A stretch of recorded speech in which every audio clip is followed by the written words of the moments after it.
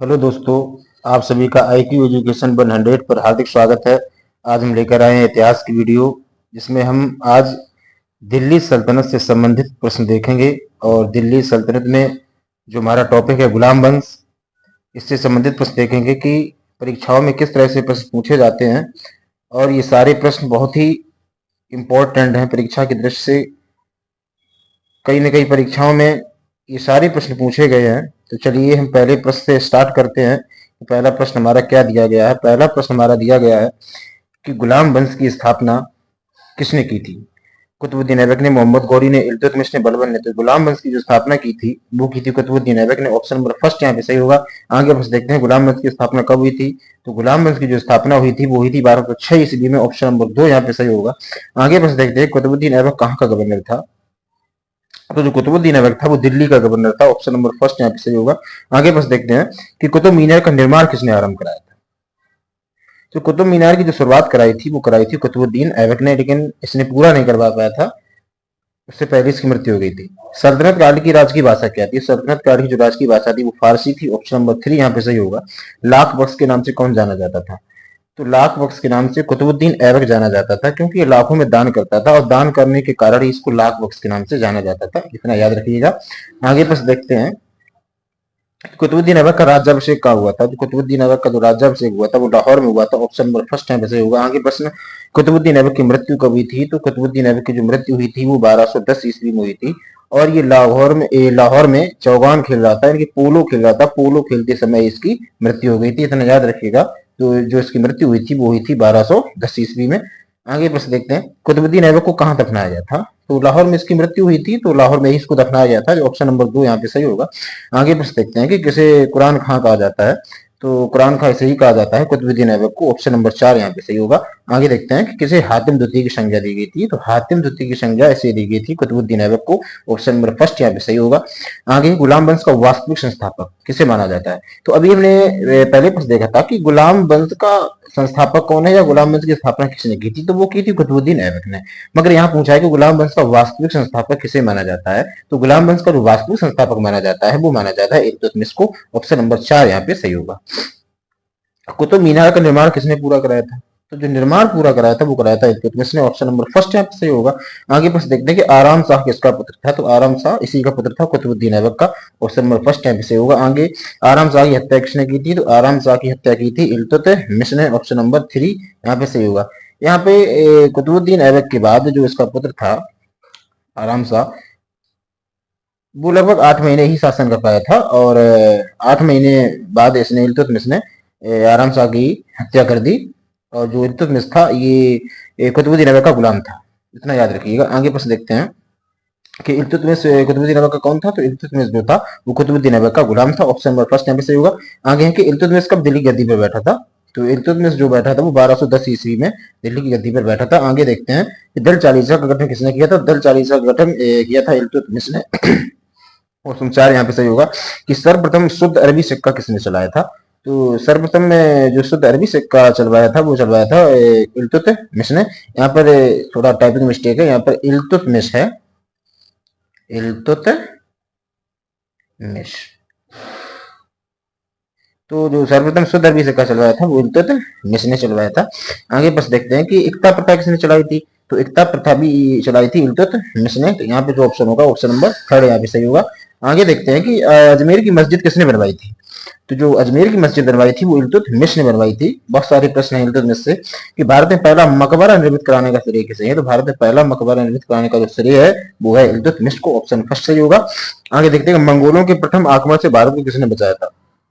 तो मंगोलों के प्रथम आक्रमण से जो भारत को बचाया था इल्तुतमिश ने। ऑप्शन नंबर 4 यहाँ पे सही होगा।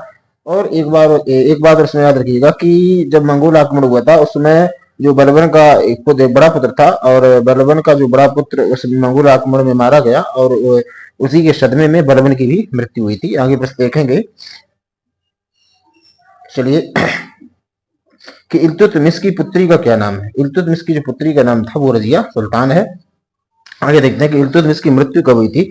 तो इल्तुतमिश की जो मृत्यु हुई थी वो 1236 ईस्वी में हुई थी। आगे देखते हैं कि राजधानी को लाहौर से किसने बदला था, यानी कि राजधानी को लाहौर से दिल्ली के किसने स्थानांतरित किया था। वो किया था इल्तुतमिश ने। ऑप्शन नंबर फर्स्ट सही होगा। आगे रजिया सुल्तान ने दिल्ली की गद्दी पर कब बैठी थी? तो रजिया सुल्तान जो दिल्ली की गद्दी पर बैठी थी वो बैठी थी 1236 ईस्वी में। आगे बस देखते हैं कि भारत की प्रथम महिला मुस्लिम शासका कौन है। भारत की प्रथम महिला मुस्लिम शासका है Razia Sultan. Option number first यहाँ पे सही होगा, ये ऑप्शन नंबर सेकंड यहाँ पे सही होगा कि भारत की प्रथम महिला मुस्लिम शासका है रजिया सुल्तान। आगे बस देखते हैं रजिया ने किससे विवाह किया था। तो रजिया ने अल्तुनिया से विवाह किया था। ऑप्शन नंबर फर्स्ट यहाँ पे सही होगा। आगे रजिया सुल्तान की हत्या किसने करवाई थी? रजिया सुल्तान की जो हत्या करवाई थी वो करवाई थी बैराम शाह ने। इसने बैराम शाह ने क्या किया था कि कैथल के समीप जब वो दिल्ली में रजिया सुल्तान जब दिल्ली वापस आ रही थी तो उसी ने तो इस रास्ते में ही कैथल के समीप ही हिंदू डाकुओं के द्वारा रजिया सुल्तान की हत्या करवा दी थी बैरम शाह ने।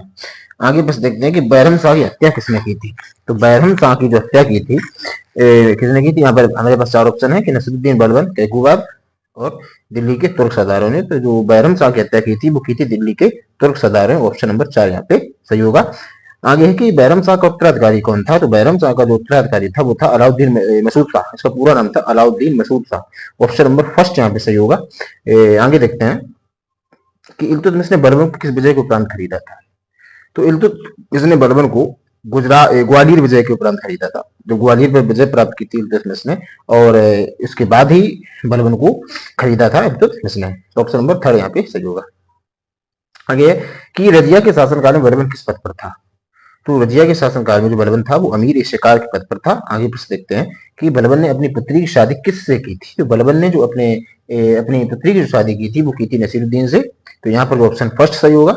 आगे देखते हैं कि दल चालीसा का समापन किसने किया था। तो दल चालीसा का जो शुरुआत किया था वो किया था इल्तुतमिश ने और समापन किया था वो किया था बलबन ने। इतना याद रखिएगा। आगे बस देखते हैं कि सजदा और पोगुस प्रश्न किसने किया था। तो सिजदा और पोगुस नामक जो प्रथा चलाई थी वो इसी ने चलाई थी बलबन ने। इसमें ये क्या करता था सिजदा से जो मतलब था कि राजा के सामने सिर झुकाकर अभिवादन करना और पोगोस का मतलब था कि सुल्तान के पैरों को चूमकर अभिवादन करना। ये दोनों प्रथा इसी ने चलाई थी बलबन ने।